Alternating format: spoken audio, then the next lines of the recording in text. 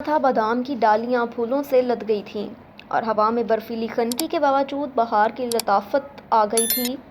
بلند و بالا تنگوں کے نیچے مخملیاں اور دھوپ پر کہیں کہیں برف کے ٹکڑے سفید پھولوں کی طرح کھلے ہوئے نظر آ رہے تھے۔ اگلے ماہ تک یہ سفید پھول اسی دوب میں جذب ہو جائیں گے اور دوب کا رنگ گہرا سبز ہو جائے گا اور بادام کی شاخوں پر ہرے ہرے بادام پکھراج کے نگینوں کی طرح جھلملائیں گے اور نیلگوں پہاڑوں کے چہروں سے کہرا دور ہوتا جائے گا اور اس جھیل کے پل کے پار پگڈنڈی کی خاک ملائم بھیڑوں کی جانی پہچانی با آواز سے جھنجھانا اٹھے گی اور پھر ان بلند و بالا تنگوں کے نیچے چرواہے بھیڑوں کے جسموں سے سردیوں کی پلی ہوئی موٹی موٹی گفعون گرمیوں میں کتراتے جائیں گے اور گیت گاتے جائیں گے۔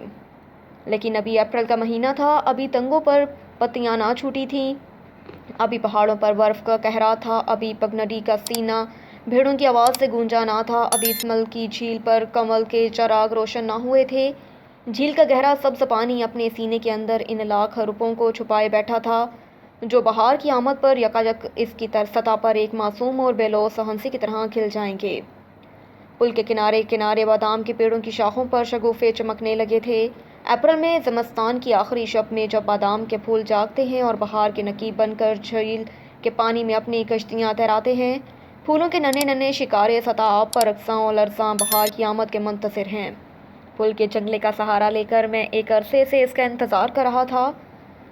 سپہر ختم ہو گئی، شام آ گئی، جھیل ولر کو جانے والے ہاؤس بوٹ پل کی سنگلاخی محرابوں کے بیچ میں سے گزر گئے اور اب وہ افق کی لکیر پر کاغذ کی ناؤ کی طرح کمزور اور بے بس نظر آ رہے تھے۔ شام کا قمرزی رنگ آسمان کے اس کنارے سے اس کنارے تک پھیلتا گیا اور قرمزی سے سرمئی اور سرمئی سے سیاہ ہوتا گیا، حتیٰ کہ بادام کے پیڑوں کی قطار کی اوٹ میں پگڈنڈی میں سو گئی اور پھر رات کے سناٹے میں پہلا تارا کسی مسافر کے گیت کی طرح چمک اٹھا۔ ہوا کی خنکی تیز تر ہوتی گئی اور نتھنے اس کے برفیلے لمس سے سن ہو گئے اور پھر چاند نکل آیا اور پھر وہ آ گئی، تیز تیز قدموں سے چلتی ہوئی، بلکہ پگڈنڈی کے ڈھلان پر دوڑتی ہوئی وہ بالکل میرے قریب آ کے رک گئی۔ اس نے آہستہ سے کہا، ہائے! اس کی سانس تیزی سے چل رہی تھی، پھر رک جاتی، پھر تیزی سے چلنے لگتی۔ اس نے میرے شانے کو اپنی انگلیوں سے چھوا اور پھر اپنا سر وہاں رکھ دیا اور اس کے گہرے سیاہ بالوں کا پریشان گنا جنگل دور تک میری روح کے اندر پھیلتا چلا گیا اور میں نے اس سے کہا، سپہر سے تمہارا انتظار کر رہا ہوں۔ اس نے ہنس کر کہا، اب رات ہو گئی ہے، بڑی اچھی بات ہے۔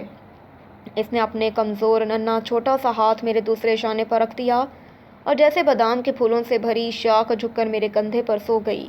دیر تک وہ خاموش رہی، دیر تک میں خاموش رہا، پھر وہ آپ ہی آپ ہنسی، بولی، اب میرے پگڈنڈی کے موڑ تک میرے ساتھ آئے تھے۔ ابا میری پگڈنڈی کے اس موڑ تک میرے ساتھ آئے تھے کیونکہ میں نے کہا مجھے ڈر لگتا ہے، آج مجھے اپنی سہیلی رجو کے گھر سونا ہے۔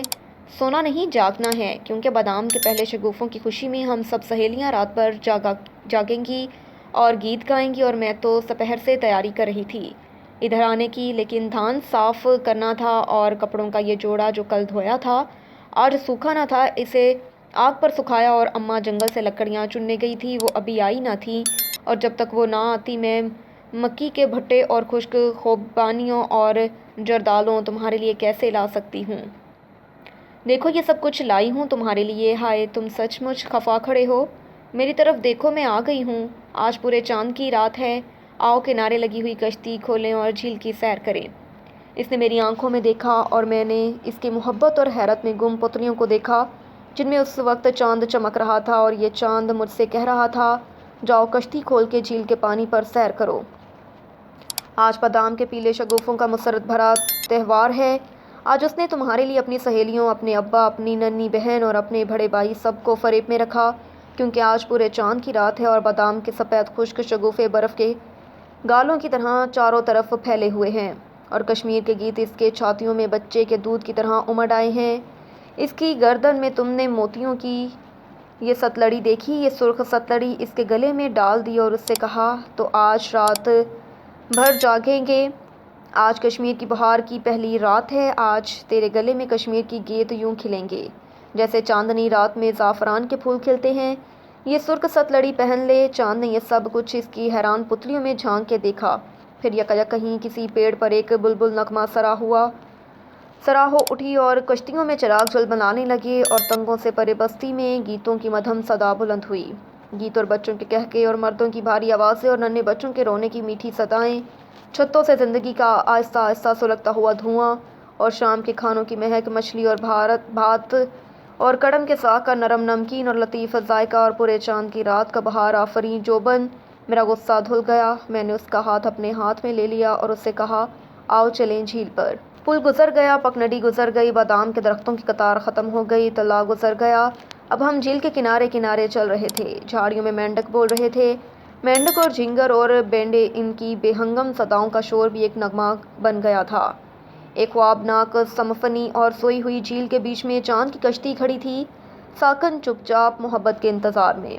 हज़ारों साल से इसी तरह खड़ी थी, मेरी और इसकी मोहब्बत की मुंतज़िर, तुम्हारी और तुम्हारे महबूब की मुस्कुराहट की मुंतज़िर, इंसान के इंसान को चाहने की आरज़ू के मुंतज़िर। ये पूरे चांद की हसीन पाकीज़ा रात किसी कंवारी के बेछुए जिस्म की तरह मोहब्बत के मुक़द्दस लम्स के मुंतज़िर है।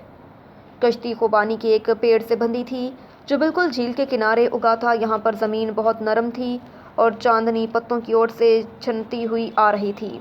मेंढक होले होले गा रहे थे। झील का पानी बार बार किनारे को चूमता जाता था और इसके चूमने की सदा बार बार हमारे कानों में आ रही थी। मैंने दोनों हाथ इसकी कमर में डाल दिए और उसे ज़ोर ज़ोर से अपने सीने से लगा लिया। झील का पानी बार बार किनारे को चूम रहा था। पहले मैंने इसकी आंखें चूमी और झील की सतह पर लाखों कमल खिल गए। फिर मैंने इसके रुखसार चूमे और नरम हवाओं के लतीफ़ झोंके यकजक बुलंद होके सदा गीत गाने लगे। फिर मैंने उसके होंठ चूमे और लाखों मंदिरों, मस्जिदों और कलिसियों में दुआओं का शोर बुलंद हुआ और ज़मीन के फूल और आसमान के तारे और हवाओं में उड़ने वाले बादल सब मिलकर नाचने लगे। फिर मैंने इसकी थोड़ी को चूमा और फिर इसकी गर्दन के पेचो खम को, और कमल खिलते खिलते सिमट गए कलियों की तरह और गीत बुलंद हो के मध्यम होते गए और नाच धीमा पड़ता पड़ता रुक गया। अब वही मेंढक की आवाज़ थी, वही झील के नरम नरम बोसे और कोई छाती से लगा सिसकियाँ ले रहा था।